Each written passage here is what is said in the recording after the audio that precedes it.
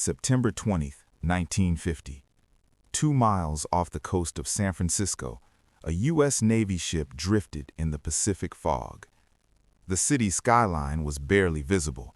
The Golden Gate Bridge was swallowed in mist. On deck, sailors weren't preparing weapons. They were adjusting spray nozzles. Inside metal tanks was a bacteria known as Serratia marcescens, at the time considered harmless. The mission was classified. The objective was simple: simulate a biological attack on a major American city, not in theory, not on paper, but in real life. For the next 6 days, the Navy would release microscopic particles into the wind and measure how far they traveled. The target wasn't an enemy nation. It was San Francisco. 800,000 civilians, no warnings, no public consent. Official documents would later describe it as a vulnerability test. But for the people breathing that fog, it was something else entirely. This is the story of Operation Sea Spray and what happened when Cold War science drifted over an American city. In 1950, the Cold War was escalating. The Soviet Union had tested its first atomic bomb the year before. American military planners feared something new: biological warfare. What if an enemy ship released pathogens into New York Harbor? What if a plane dispersed bacteria over Chicago? No one knew how vulnerable U.S. cities were.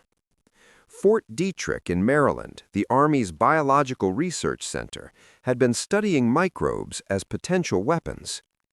Scientists believed that certain bacteria could simulate an attack without causing serious harm. One of them was Serratia marcescens. It produced a distinctive red pigment that made it easy to track. At the time, military researchers considered it a benign simulant. In hindsight, that assumption would be questioned. To test dispersal patterns, the Navy selected San Francisco. Why? Because of its geography: a coastal city, frequent fog, natural wind funnels through the Golden Gate, perfect for measuring airborne spread. Between September 20th and September 26th, the Navy vessel released bacterial clouds into the Pacific breeze. Monitoring stations were placed across the city, on rooftops, near piers, inside buildings. When samples were analyzed, the results surprised researchers. Nearly every district showed bacterial presence, from the waterfront to downtown, from residential neighborhoods to hospitals. The test had succeeded. If the bacteria had been deadly, San Francisco would have had little protection. The data was filed, classified, and stored away. The public never knew the experiment had taken place, at least not in 1950. Days after the spraying ended, physicians at Stanford University Hospital noticed something unusual.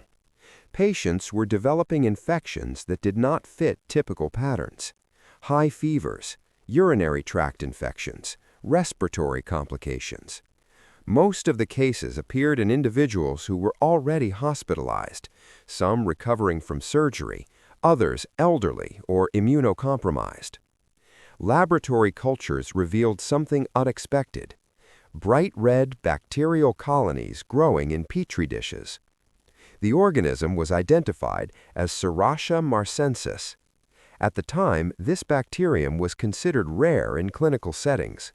It was known to exist in soil and water, but it had almost never been documented as a cause of serious hospital infections in the United States. Now, it was appearing repeatedly inside a major medical center. Dr. Richard Wheat, a Stanford physician, later documented the cluster in a medical journal. He described the outbreak as unusual and medically significant. 11 patients were confirmed to have been infected. Most recovered. One did not. Edward J. Nevin, a 75-year-old retired pipefitter, had recently undergone prostate surgery. He developed a bloodstream infection. The bacteria colonized his heart valves. His condition deteriorated rapidly. On November 1, 1950, Edward Nevin died of bacterial endocarditis. At the time, no one connected the outbreak to a Navy vessel off the coast. No one suspected a military experiment. To hospital staff, it appeared to be an unexplained medical anomaly. But decades later, when Operation Sea Spray became public knowledge, the timing raised serious questions. Was the hospital cluster coincidence, or was it an unintended consequence of a classified test? Official investigations would later argue that a direct causal link could not be definitively proven. But for the Nevin family, the question never disappeared. Edward Nevin was not a political figure. He was not a soldier. He was a grandfather, a retired union worker, a man recovering from routine surgery. Medical records show that Nevin's infection progressed aggressively. Blood cultures confirmed Serratia marcescens. At the time, treatment options were limited. Antibiotics like penicillin were ineffective against certain strains. Physicians attempted other therapies, but the infection had already reached his heart. Bacterial endocarditis can be fatal, particularly in elderly patients. Nevin's death certificate listed natural causes. But as years passed, medical science began to revise earlier assumptions about Serratia. By the 1960s and 1970s, the bacterium was increasingly recognized as an opportunistic pathogen, particularly dangerous to hospitalized patients, particularly dangerous to those with weakened immune systems. In 1976, journalists uncovered declassified Army documents detailing Operation Sea Spray. The reports confirmed that large quantities of Serratia marcescens had been dispersed over San Francisco in September 1950. The timeline overlapped with the Stanford outbreak. Edward Nevin's grandson, Edward Nevin, Jr., was now a lawyer. He read the documents carefully. For him, the coincidence was too significant to ignore. In 1981, he filed a lawsuit against the United States government. The case would hinge on one critical question. Could the spraying be proven to have caused his grandfather's death? Not suspected, not implied, proven. That distinction would decide everything. In 1981, more than 30 years after the experiment, Edward Nevin, Jr. filed suit against the United States government. The case was brought in federal court in San Francisco. The allegation was clear. The Navy had negligently released bacteria over the city. That bacteria had infected Stanford Hospital patients. One of those patients was Edward Nevin, and the infection had led to his death. The government did not deny that Operation Sea Spray had occurred.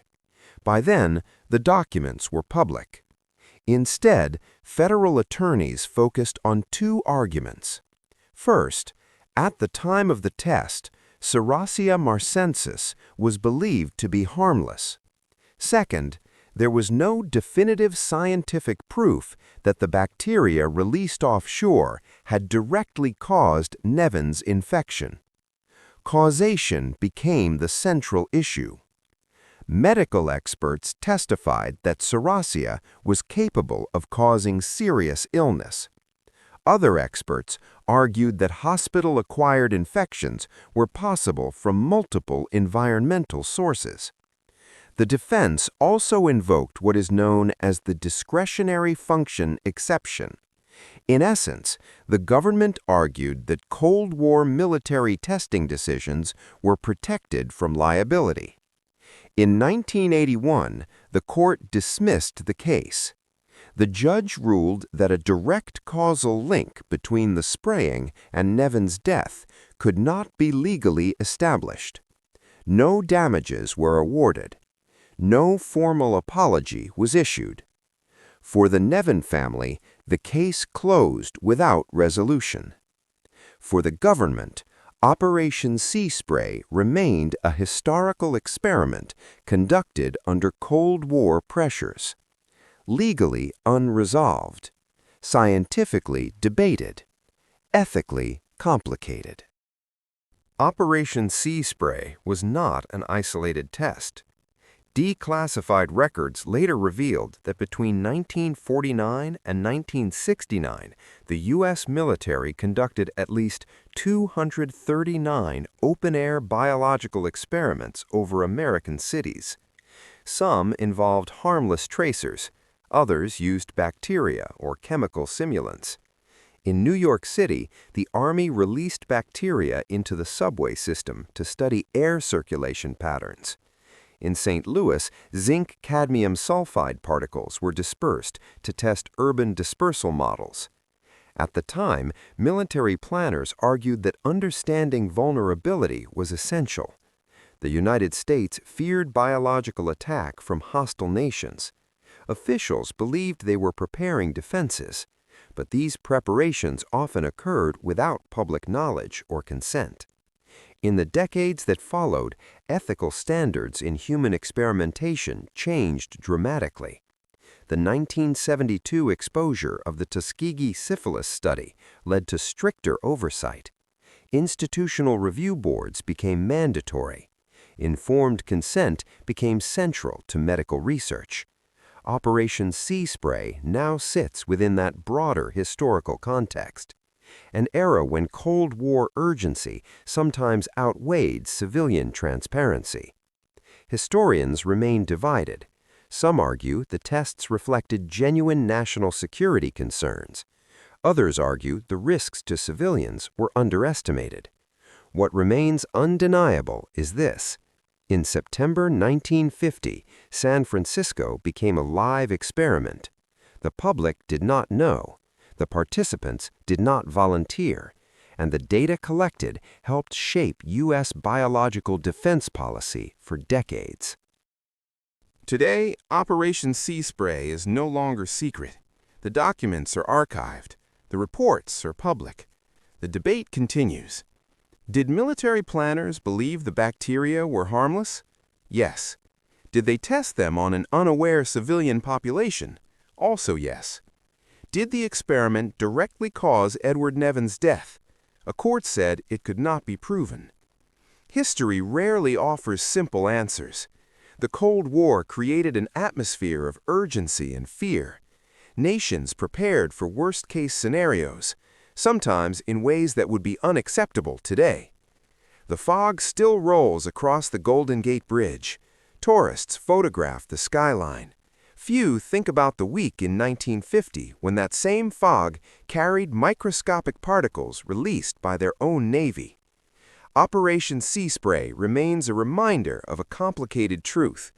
Governments act in the name of security. Science evolves.